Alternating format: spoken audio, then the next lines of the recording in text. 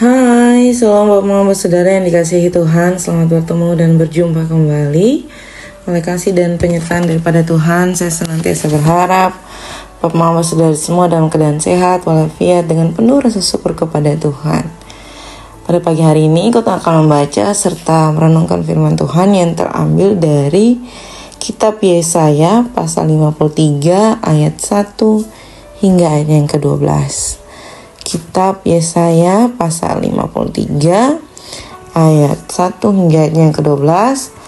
Namun sebelum itu mari kita satu hati di dalam doa. Kita berdoa. Bapa di dalam surga, Bapa yang kami sembah lewat anakmu Yesus Kristus, terima kasih Tuhan untuk kasih setia dan penyertaan daripada Tuhan. Kami boleh bangun di pagi hari dengan tubuh sehat dan nyaman dan menikmati berbagai aktivitas kami Tuhan. Pada saat ini Tuhan, kami akan membaca serta merenungkan firman Tuhan. Kami memohon di dalam Tuhan, biarlah apa yang kami baca, apa yang kami renungkan, semuanya itu boleh menjadi kekuatan bagi kehidupan kami Tuhan. Terima kasih Tuhan. Mengampuni salah dan dosa kami. Di dalam anakmu Yesus Kristus kami telah datang dan berdoa. Amin. Bapak mama saudara yang dikasihi Tuhan, pembacaan kita terambil dari Kitab Yesaya pasal 53 ayat 1 hingga ayat yang ke-12. Ayat yang pertama, siapakah yang percaya kepada berita yang kami dengar, dan kepada siapakah tangan kekuasaan Tuhan dinyatakan? Sebagai taruk ia tumbuh di hadapan Tuhan, dan sebagai tunas dari tanah kering ia tidak tampan dan semaraknya pun tidak ada, sehingga kita memandang dia, dan rupa pun tidak sehingga kita menginginkannya. Ia dihina dan dihindari orang, seorang yang penuh kesengsaraan dan yang biasa menderita kesakitan. Ia sangat dihina sehingga orang menutup mukanya terhadap dia. Dan bagi kita pun dia tidak masuk hitungan, tetapi sesungguhnya penyakit kita lah yang ditanggungnya dan kesengsaraan kita yang dipikulnya. Padahal kita mengira dia kena tulah, dipukul dan ditindas Allah. Tetapi dia tertikam oleh karena pemberontakan kita, dia diremukkan oleh karena kejahatan kita.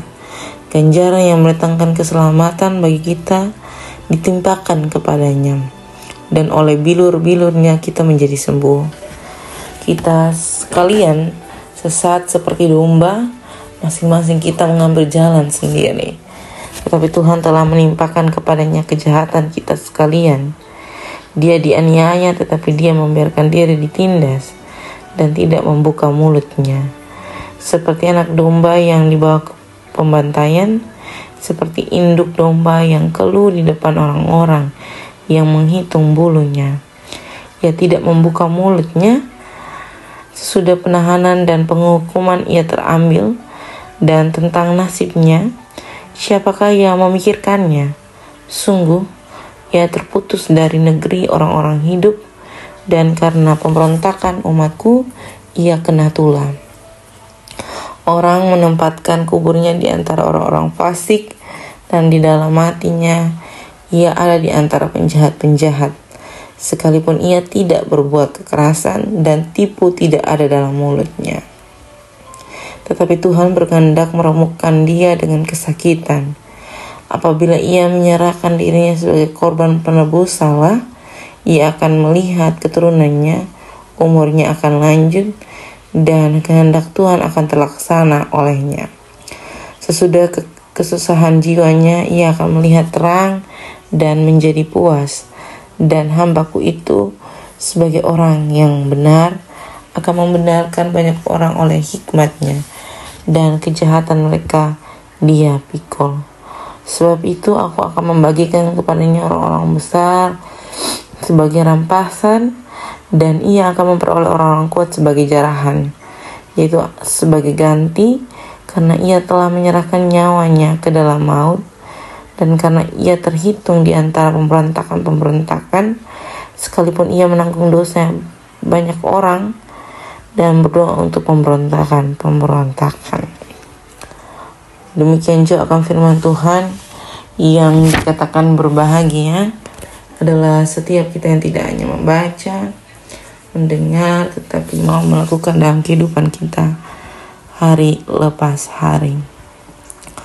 Shalom Bapak Mama Saudara yang dikasihi Tuhan, selamat bertemu dan berjumpa kembali.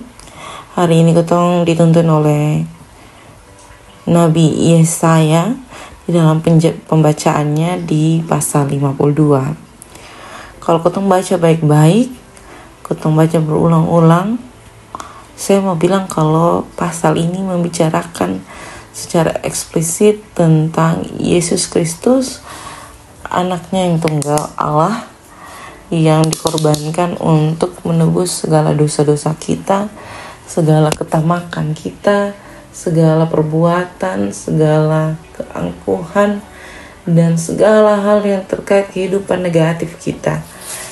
Dia memberikan anaknya tunggal untuk menderita, bahkan menanggung dosa-dosa kita, dipukul, dicambuk, tidak dikenal, dan dianggap hina oleh kita atas perbuatan-perbuatan kita. Tentu pembacaan ini sangat-sangat menggambarkan bagaimana penderitaan Yesus nantinya di kayu salib. Bahkan sebelum masa penderitaannya di kayu salib sudah digambarkan bagaimana dia begitu menderita karena dosa-dosa kita. Lalu apa yang membuat Bapa di sorga mengorbankan anaknya? Kira-kira ada yang bisa bantu saya menjawab hal ini? Kalau Bapak mau membaca pembacaan ini secara berulang, saya yakin dan saya percaya Bapak Mama dapat menemukan jawabannya.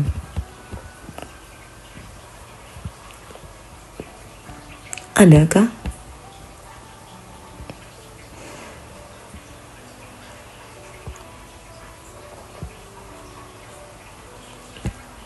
Jawabannya ada di ayat 10, 10b, dan ayat 11a. Apabila ia menyerahkan dirinya sebagai korban penebus salah, ia akan melihat keturunannya, umurnya akan lanjut, dan kehendak Tuhan akan terlaksana olehnya. Sesudah kesusahan jiwanya, ia akan melihat terang dan menjadi puas. Demikian jauh ya, Tuhan memberikan ketong satu penjelasan yang sangat-sangat jelas kenapa dia mau mengorbankan anaknya yang satu-satunya untuk menebus setiap dosa-dosa kita. Atau dengan kata lain, nah begitu besar kasih Allah akan dunia ini, ia mengorbankan anaknya yang tunggal untuk setiap kita jadi percaya kepadanya dan tidak binasa. Itu sebuah jawaban yang sangat-sangat menggambarkan bagaimana Allah Bapa benar-benar berkorban memberikan anaknya Yesus Kristus untuk ikut menderita, bahkan lebih menderita daripada setiap kita yang berbuat dosa kepada Dia.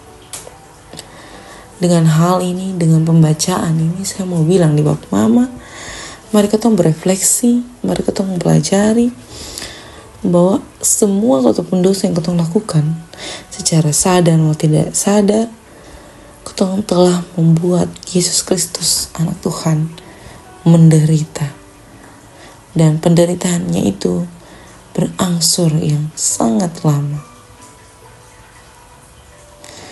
Dengan begitu, saya juga mau bilang kalau kita sudah tahu, mari kita pelan-pelan untuk menegur ketemu pun diri pribadi lepas pribadi untuk tidak lagi berbuat dosa. Selamat menjadi berkat dimanapun Bapak Mama Saudara semua berada. Tuhan senantiasa memberkati dan menolong kita. Amin untuk firman Tuhan. Untuk menutup renungan pada saat ini, saya akan meminta kita menyatukan hati dan pikiran kita di dalam doa menurut doa yang diajarkan Tuhan kita kepada kita. Kita berdoa. Bapa kami yang ada di dalam surga, dikuduskanlah nama-Mu, datanglah kerajaan-Mu, jadilah kehendak-Mu di bumi seperti di surga. Berikanlah kami pada hari ini makanan kami yang secukupnya, dan ampunilah kami akan kesalahan kami, seperti kami juga mengampuni orang yang bersalah kepada kami. Dan janganlah membawa kami ke dalam pencobaan, tetapi lepaskanlah kami daripada yang jahat. Karena Engkau-Lah yang punya kerajaan dan kuasa dan kemuliaan sampai selama-lamanya. Amin. Shalom Bapak Mama Saudara semua, sampai jumpa kembali. Tuhan senantiasa memberkati kita.